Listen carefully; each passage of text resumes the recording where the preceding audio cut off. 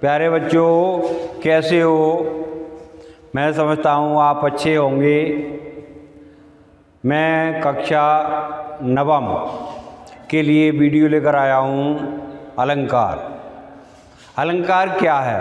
अलंकार दो शब्दों से मिलकर बना है, अलम प्लस कार, जिसका अर्थ होता है काव्य की शोभा बढ़ाने वाला तत्व, यानी काव्य की शोभा बढ़ाने वाले तत्व ही अलंकार कहे जाते हैं। अब बात आती है अलंकार के भेद। अलंकार दो प्रकार के होते हैं। नंबर एक, शब्दालंकार,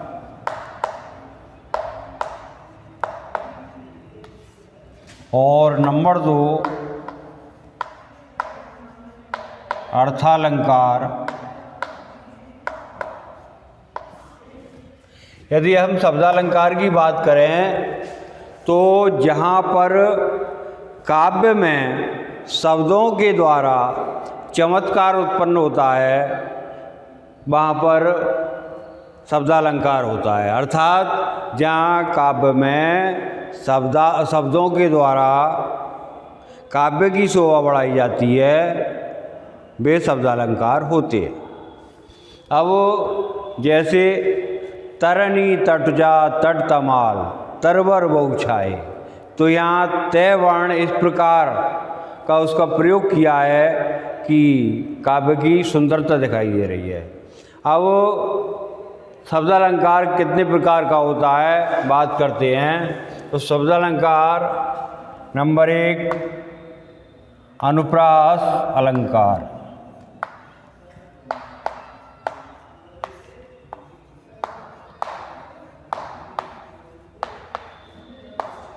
नंबर दो, यमक अलंकार।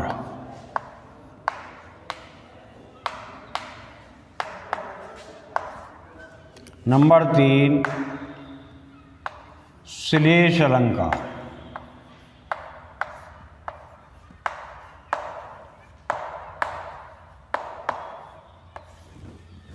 अब बात करते हैं हम अनुप्रास अलंकार।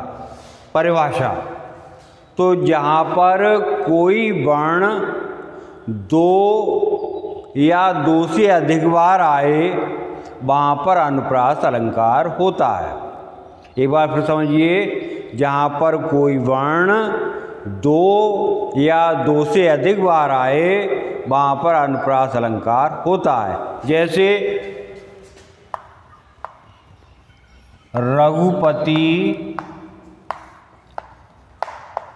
राघव, राजा राम। तो यहाँ पर देखेंगे 1 2 3 4, तो रे वर्ण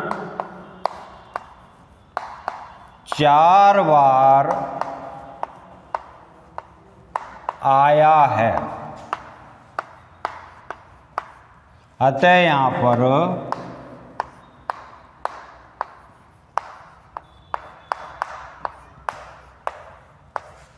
अनुप्रास अलंकार है।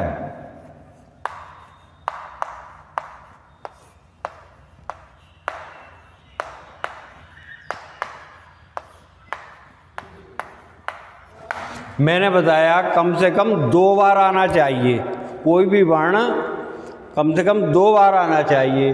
तो यहाँ आया है 4 बार, तो 2 ज़्यादा आ गए, तो ज़्यादा कितने भी हो सकते हैं, लेकिन कम से कम 2 बार जरूर आना चाहिए। ठीक है। अब बात आती है यमक अलंकार। यमक अलंकार में जहाँ पर कोई शब्द 2 या 2 से अधिक बार आए, किंतु उसके अर्थ अलग अलग हों, वहाँ पर यमक अलंकार होता है। वैसे भी यमक का अर्थ होता है जोड़ा, तो शब्दों का जोड़ा जहाँ आता है वहाँ पर यमक अलंकार होता है। उदाहरण के तौर पर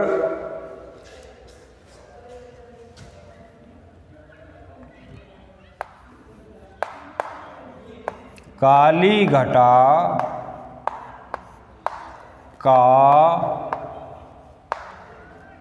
घमंड घटा। तो एक घटा तो ये है और एक घटा ये है। तो पहली घटा जो है उसका अर्थ है काले बादल। इसका अर्थ क्या हो गया? काले बादल। और दूसरा जो घटा शब्द आया है इसका अर्थ है कम होना, यानी काले बादलों का घमंड कम हो गया, कम होना।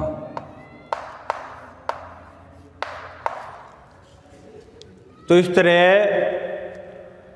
दोनों घटा हैं लेकिन दोनों का अर्थ अलग अलग है, इसलिए यहाँ पर यमक अलंकार है। और भी इसके उदाहरण हैं। सजना है मुझे सजना के लिए। तो यहाँ सजना शब्द दो बार आया है। एक सजना माने अपने प्रियतम, दूसरे सजना का अर्थ है तैयार होना।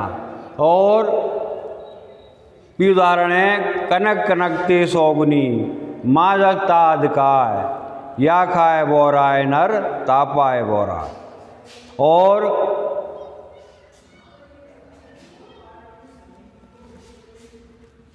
भी जैसे तीन बेर खाती थी वे तीन बेर खाती हैं, बेजा न डोलाती थी वे बेजा न डोलाती हैं। और ऊंचे घोर मंदिर के अंदर रहने वाली ऊंचे घोर मंदिर के अंदर रहाती हैं। तो इस तरह से अनेक उदाहरण हैं इस यमक अलंकार की। अब हम बात करते हैं श्लेष अलंकार की।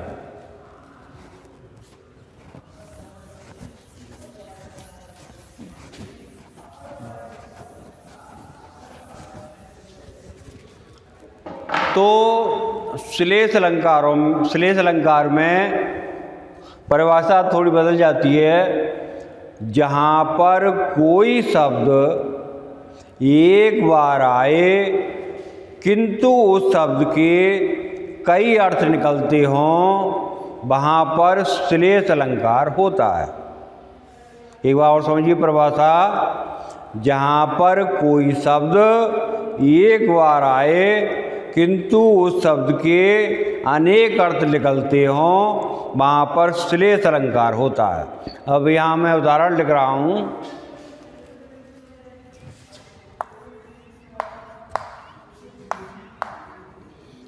चरण धरत चिंता करत,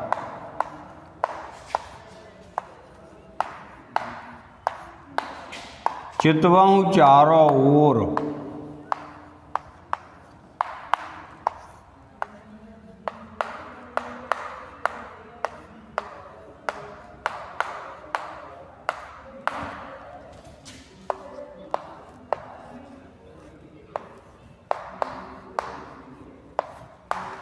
सुबरन को खोजत फिरत,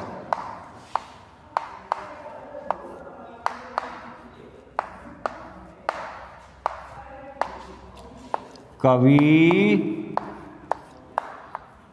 व्यभिचारी,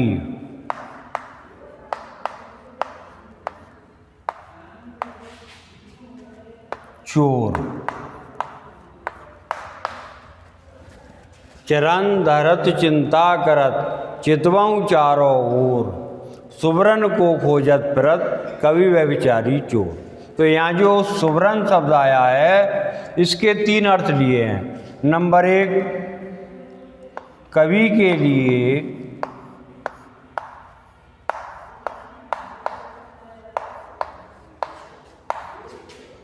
सुंदर अक्षर,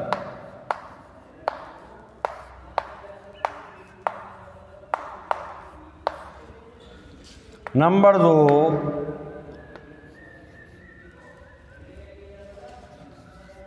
व्यभिचारी यानी दुष्ट प्रवृत्ति वाला। व्यभिचारी के लिए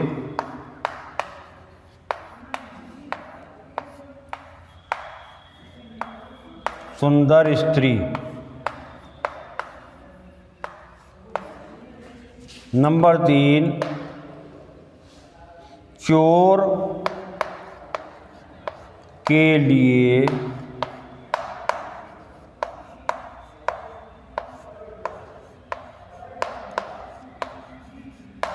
सोना, जिसको स्वर्ण बोलते हैं। तो यहाँ पर शब्द एक बार आया लेकिन उसके 3 अर्थ लिए गए अलग अलग। तो इस प्रकार यहाँ पर श्लेष अलंकार है। अब आपको अनुप्रास, यमक और श्लेष अलंकार की परिभाषा याद करनी है और 2-2 उदाहरण इसके और लिखने हैं अलग से। आज की वीडियो में इतना काफ़ी है। मिलते हैं फिर अगली वीडियो में और आशा करते हैं कि आप सकुशल रहें। इसी आशा के साथ धन्यवाद।